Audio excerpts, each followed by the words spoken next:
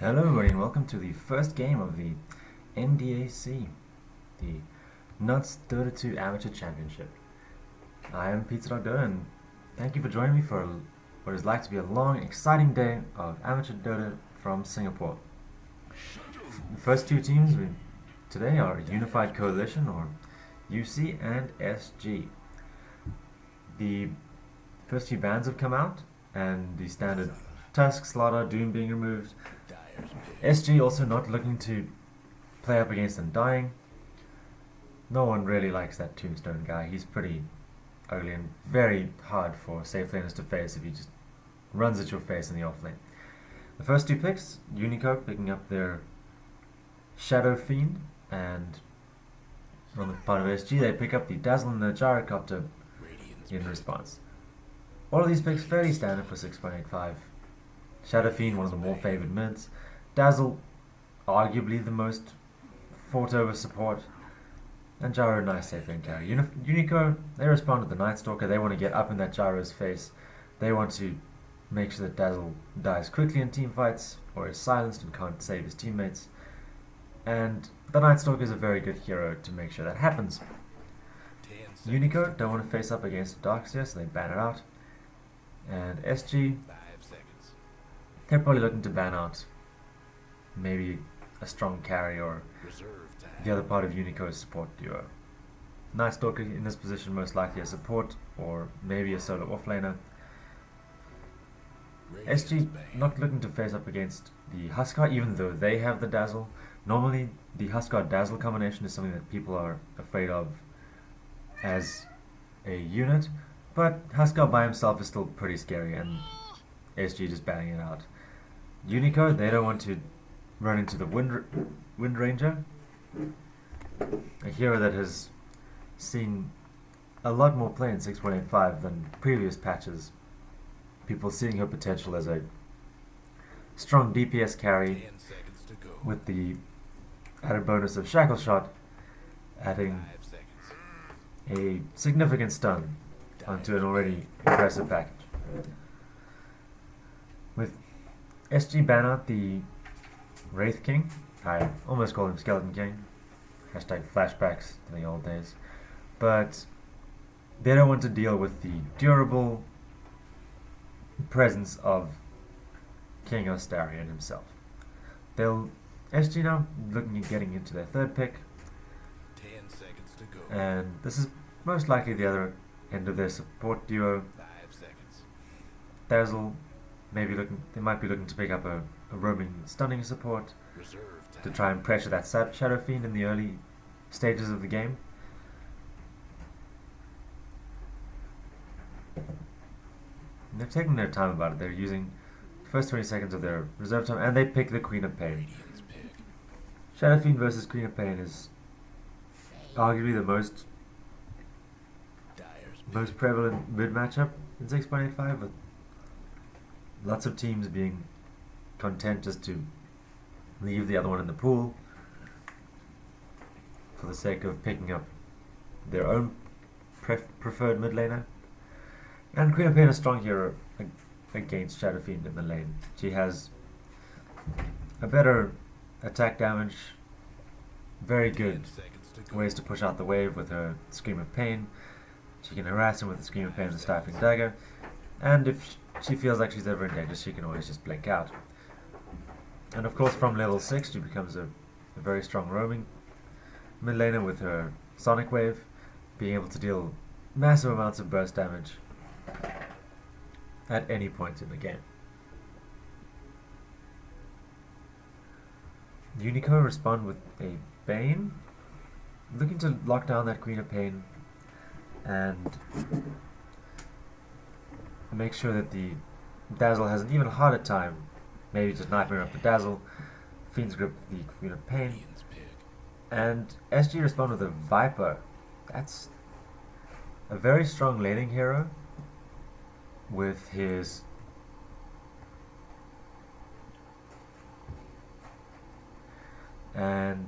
corrosive skin and his Nether Toxin to harass down and be durable with 10 seconds to go. his corrosive skin, And from level 6, his Viper Strike, a potent slow, which will help control heroes like the Night Stalker that are looking just to run around and don't have innate mobility such as the Queen of Plains Blink. And Viper will likely pick up things like the Mechanism to tank up even more and just sit in the front lines, absorb most of the damage while the Queen of Pain and the Gyrocopter run rampant with the Dazzle healing everybody to keep them alive. It'll be interesting to see how UniCo respond to this. Maybe they'll reveal their carry, or perhaps they'll just keep it safe and reveal their offlaner at this point in time. Strong options that are still in the pool. Outworld Devourer, that's the hero that has not been seen in Pro Play in a long time. Odie, currently regarded as pretty weak by a large portion of professionals. They feel that he needs something to just push him back into meta, but UniCo, they're confident with it. They think that he's the ticket to them winning this game. This will mean that the Shadow Fiend will likely go safe lane. I think he's a better safe lane than Odie will potentially be, because Odie needs those levels a little more, and with safe lane farm, Shadow Fiend will be able to get his souls up relatively quickly, and that'll help him accelerate his progression in this game.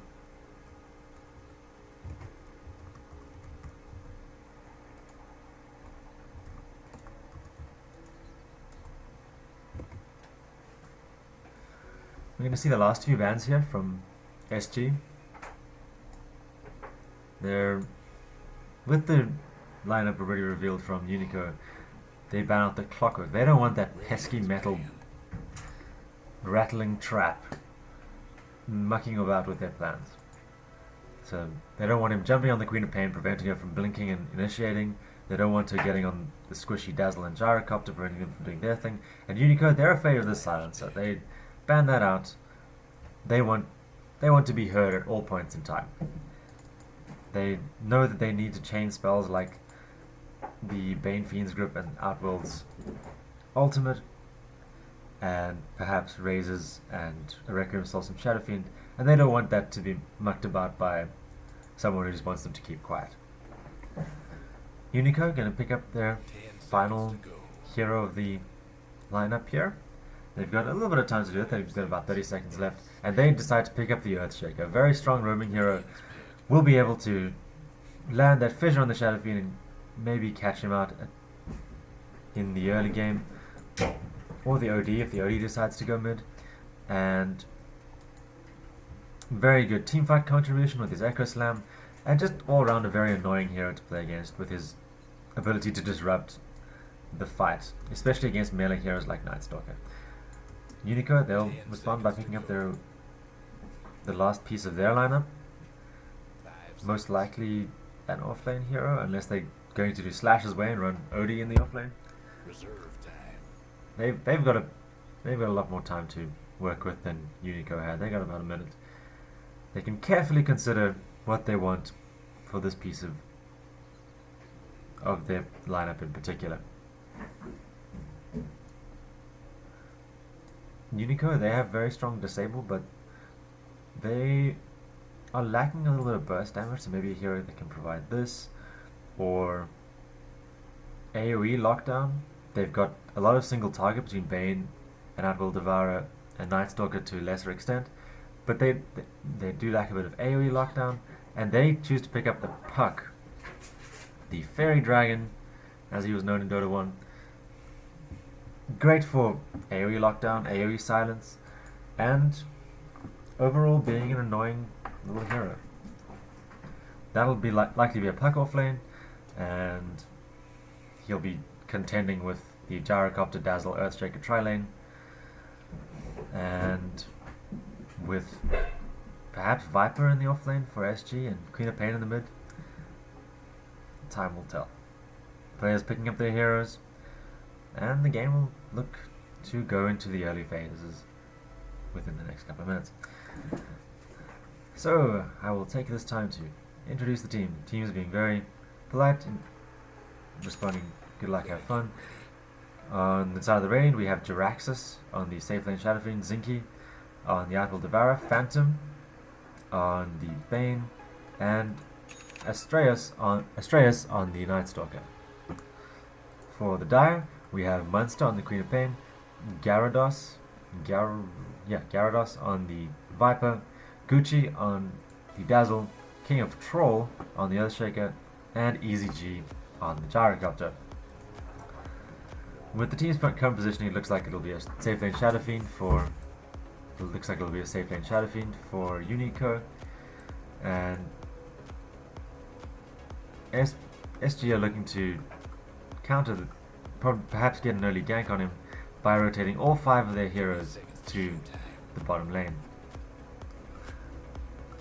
The Shadow Fiend, he's wary. He doesn't trust that things are safe for him, so he is just sitting right in his lane, not going to risk anything. Zinky on the OD, he's been pulled some tangos, he's going to likely go into the mid lane. And it looks like there'll be not very much happening for the contest of the first rune. Viper will get the rune bottom, OD will get the rune top, and they'll go about their ways.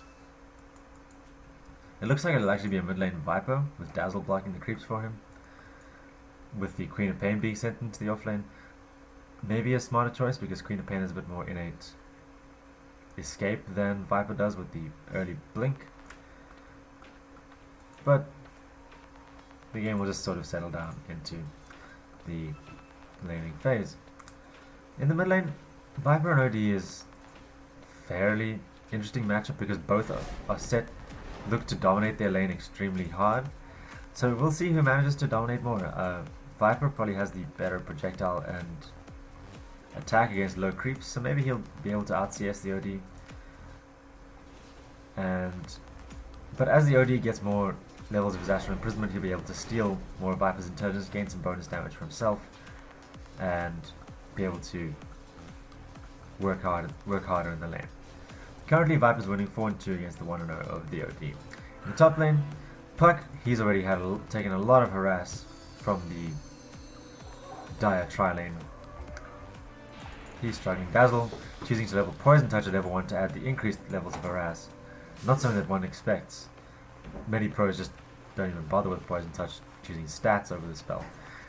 But it's proved to be a wise decision at this point. Puck, he's almost dead. He's going to be forced to regen, and the Gyrocopter can farm as he wants.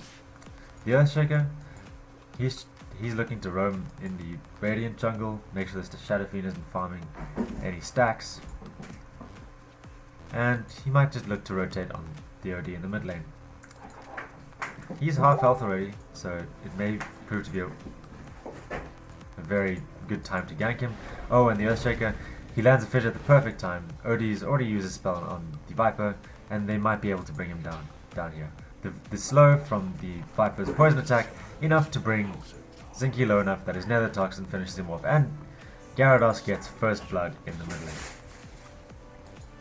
In the safe lane, Shadow Fiend, hasn't been CSing all that well. He's only got 4 CS at this point in time. 2 minutes in, one would expect to have more, but as he gets his souls, it'll be easier for him. And the supports are more effectively zoning the Queen of Pain, so Munsta won't be able to get as much harass on him. Munsta's saving his level 3 skill point, maybe looking to get a Scream if he wants to get aggressive, or another level of Blink, but he chooses for a second level in Shadow Strike.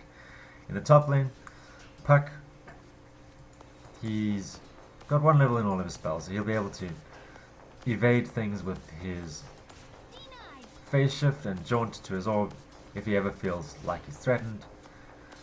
But in the mid lane, the Earthshaker, he's back. He wants the Zinky's booty once more. His Viper pings him out. He uses his Astral Imprisonment on the Viper too early again. Earthshaker, he rotates in, gets a fissure on him. Viper gets more poison attacks, a little bit of body blocks, and with 1 more attack from the Earthshaker, the OD goes down again. Viper very strongly winning this lane. And this is the story of pretty much all the lanes. The top 3 carries on the Dire, farming better than the entirety of the Radiant team by a significant margin. Viper also denying very well, not allowing the OD to get as much experience, and the Bane has rotated in to help the OD He tried to save him after that gank, but as a level 1 Bane with only Nightmare, there's not much he could have done. In the Radiant safe lane, UniCo's managed to pick up his boots, so he'll be able to position himself a little better against this Queen of Pain. And hopefully, with the second 2 levels in Shadow Rays, he'll be able to more easily rack up his Necromastery souls. The top lane, Gyro, he's picked up his boots as well. The Dazzle's continuing to harass Phantom to make getting experience a very, very tough job for him. And he uses his phase shift just to try dodge some of the flak cannon from Gyrocopter that's going to be hitting him at every single Radiant creep or hero in the top lane. And he's just trying to stay in experience range. He's very low, and if EZG chooses to dive him, he might be able to get the kill. But with Puck being such an evasive hero, oh, and with another nice rotation from King of Troll, the Shadow Fiend has gone down in the bottom lane. So the rotations on the Earthshaker have been proven very effective in this early game. He's managed to pick up his boots. He's got 900 gold already, which he'll probably turn into Arcane boots, and he does, just to allow him to rotate even more continuously and allow his team to win the early laning even harder. Gyrocopter managing to take out the top tower already. That'll provide some nice bonus gold for SG, and we'll make sure that they can press their advantage. Viper, he's picked up his Ring of Aquila. He'll start looking towards his mechanism. And net worth, we got almost 5,000 gold at 5 minutes. This is looking pretty grim for UniCo at this point. They'll need to rotate their Shadow Fiend back. They'll need to get their Shadow Fiend to catch up, but Queen of Pain managed to blink away just before they can finish her off. As that Night Stalker silence wears off, it gains an increased duration in nighttime, but it doesn't last forever, and as it wears off, Queen of Pain manages to blink out.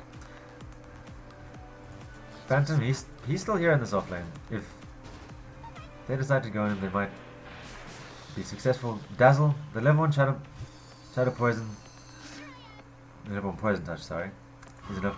Oh, Queen of Pain, Scream used on Jiraxxus. Jiraxxus does go down, and the Radiant team quickly get out, apart from Jiraxxus. He gets out by returning to the well, and he'll have to build up his souls once more. Odin gets dove by Gyarados in the mid lane once more, and he dies again. Gyarados is winning this lane very, very hard. It's not really much to do with Odin's positioning or anything as well. He's been very defensive throughout the entire laning phase, but some great rotations from the Earthshaker and just awareness of how much damage Gyarados does. There looks to be a team fight in the bot lane. Gyrocopter initiates with his cooldown. Queen of Pain trying to finish off Jiraxxus before, and with the Rocket Barrage from Gyrocopter, he does manage to get one last Scream of Pain, makes it a 3-0 in the bottom lane. SG dominating this early laning phase 8-0. 7 minutes in, we have a 7,500 net worth and 4,000 experience lead for them, and they're going to start picking up key items. The treads for the Queen of Pain, allowing her to tank up a little more. Gyarados has actually almost finished his mechanism, about 650 gold away. And while on the other side, Shadow Fiend, he's looking poor with boots and a Wraith Band. The Puck, with a little bit of the lane to himself for a little bit of time, he's managed to get some farm, 950 gold. A very nice fissure from the Earthshaker prevents initiation onto Gyarados. He throws out his Viper Strike on the Bane, managed to finish him off, and he'll just look to run away now. With Night wearing off, Astraeus on the Night Stalker will try to get away, but a great ultimate from Odie means that he kills the Viper for the first time in this game. And this might be what brings them back into the game. With one kill on the Viper, the Odie gets a lot of gold. A 600 gold swing in favor of the Radiant, and they might look to come back on the back of this. EZG tries to throw his cooldown on Jiraxxus, but Jiraxxus, he's aware of it. He just runs forward, and Jara has to TP out before support comes in from the rest of UniCo. In the mid lane, the Dire is positioning aggressively once more. Viper cancels his TP for no known reason, and with that cancel TP, munsta just gets out. King of Troll sapping up some experience, trying to get his level 6, and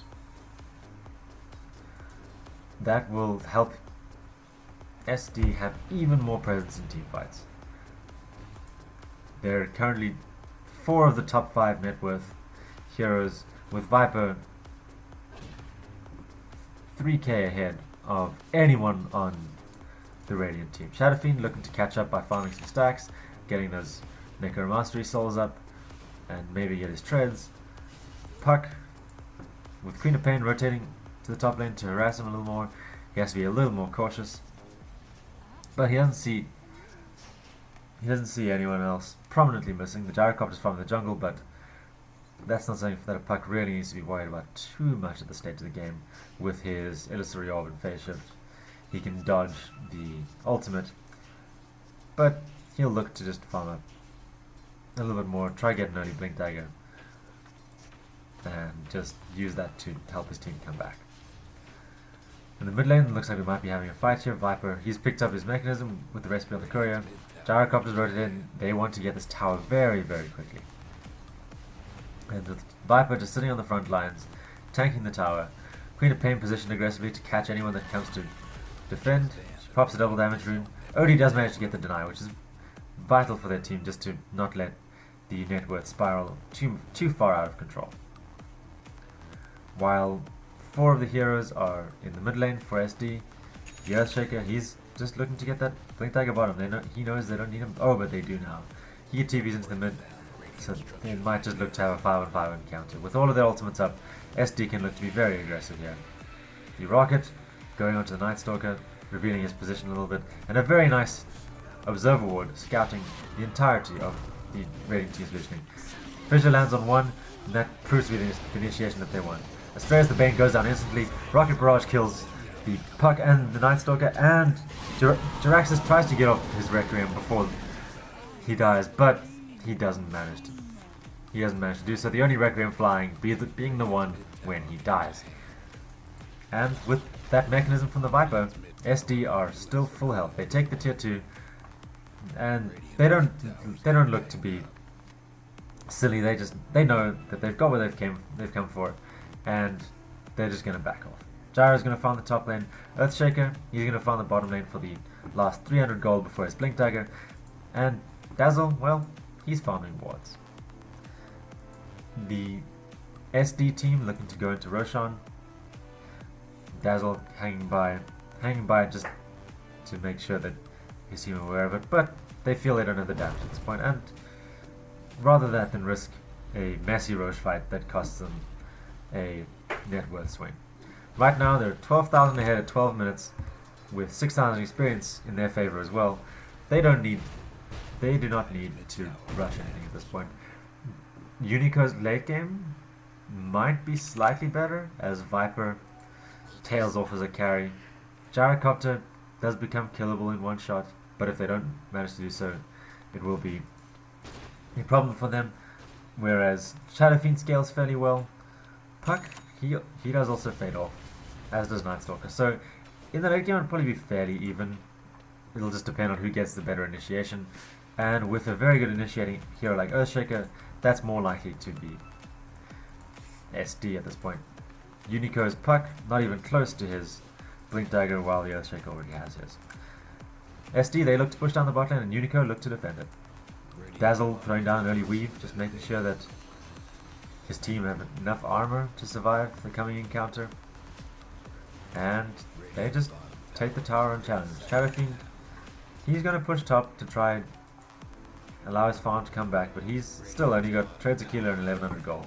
Whereas the Gyrocopter, his compatriot, has an entire drum of endurance and 1600 gold in the bank to boot. SD know that they're ahead and they look to push. Puck uses his orb, they don't really care. They just march the Viper onto the high ground. Missile, not quite connecting onto the OD. Fissure just to keep the Radiant heroes away. And overall, we've just got some very defensive positioning from both teams. SD know that they're ahead, but they don't want to get caught out.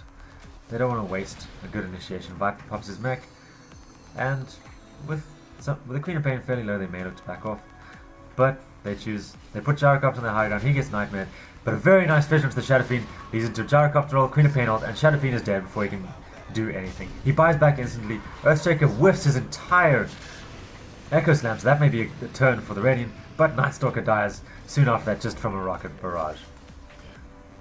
Queen of Pain is dead, so it's currently a 2-for-1 with a buyback on the Shadow Fiend, and with that buyback, SD know that they've gotten more out of that fight than UniCo have. Although the gold is fairly even with the Shadow Fiend buyback, the gold change only about 160 in favor of SD, just due to how far ahead the Queen of Pain was to the Radiant heroes. And this will give heroes like the Puck a couple of seconds just to farm a couple of 100 gold just to get closer to things like that Blink Dagger. Shadow Fiend get closer to maybe a Sanjin Yasha or a BKB, and Puck has been scouted by the Invis Earthshaker. Initiation with a totem, but the very well-timed silence means that the Shadow Fiend can just right-click the Earthshaker to death, and Dazzle just manages to TP out before he gets killed as well. So King of Troll, maybe trolling his team a little and getting caught out. That gives the Puck enough money to afford his Blink Dagger. That'll allow UniCo to better initiate and counter-initiate, and maybe get a better position in these fights. Yodi, he's only got his treads. He's looking very, very grim, but Bane, he doesn't even have boots, that poor guy. He's about 200 gold away, but he's been buying wards and sentries just to try to keep his team in the vision game, and he's been doing a very good job. He's got a nice ward in their jungle to defend the Shadow Fiend farm in there. Good, fairly aggressive or defensive wards in the mid lane just to make sure that they know when SD are running at them from the mid lane, and he hasn't had boots as a result.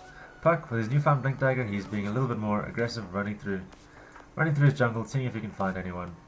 He will spot out King of Troll fairly soon. The Illusory Orb scouting him, but not managing to do much. Gyrocopter has launched a rocket onto the Shadow Fiend. He does have support coming in, but it's not quite there yet. And Bane has slept the Dazzle, allowing Gyarados and the Gyrocopter some time to come in and provide support for their buddy. And the tier 2 top will look to be the next objective that SD try to take. With the ward scouting out the Bane, a nice fissure from Earthshaker means that he's caught out, and he does try to get a defensive Nightmare to save himself, but the Dream Coil from Puck is wasted, and this will allow SD to get a very nice detection from the Earthshaker. Blink Echo on 2. Puck doesn't quite go down, and the Gyrocopter ult was largely whiffed, not hitting on anyone of consequence, but it will give SD the positioning to get the tier 2 tower pretty much for free. Here they might choose to back off, they might choose to just go take Roshan. If Dazzle has picked up something like a medallion, but he hasn't quite yet, they'll just look to push out the lanes and farm more effectively than UniCo are doing at this point in time.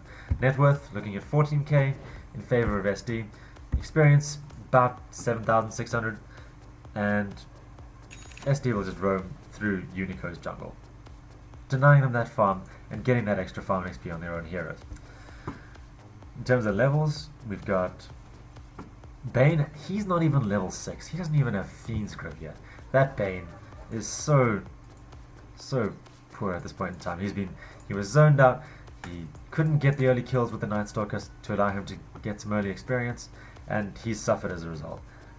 Both of the supports on UniCo fairly greedy, and they haven't managed to get their levels as well as the supports on SD have done. So while SD are taking Roshan, Bane, he's on a dewarding mission.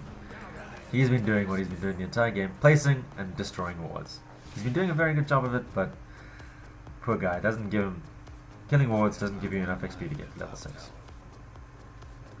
yeah, well, Devourer, he's a little bit further ahead, a little bit better on levels, level 9, but compared to his Viper compatriot who's level 12, he's a little bit behind as well. The Viper, with the Aegis, he'll just sit on the high ground, take the last couple of plinks to get the tier 3 tower down. UniCo fortified just a little late to try and protect their barracks. And nice weave from Dazzle will allow SD to have some extra. Great initiation from Pike. Blink, Dream Call in 3. That'll prompt the start of the fight. Gyrocopter ult gets blown. The Shadow Fiend gets his Requiem Soldier, but it does nothing. It does a third of the health of the Die Heroes, and they get UniCo get blown up before they can even do any significant damage. Viper just mechs, Dazzle throws out some Shadow Waves, and Jiraxis calls GG. 19 minutes into the game, and the game is over. SD have claimed the first victory in this game, and this will allow them to hopefully be higher in the group and maybe allow them to progress to the next round.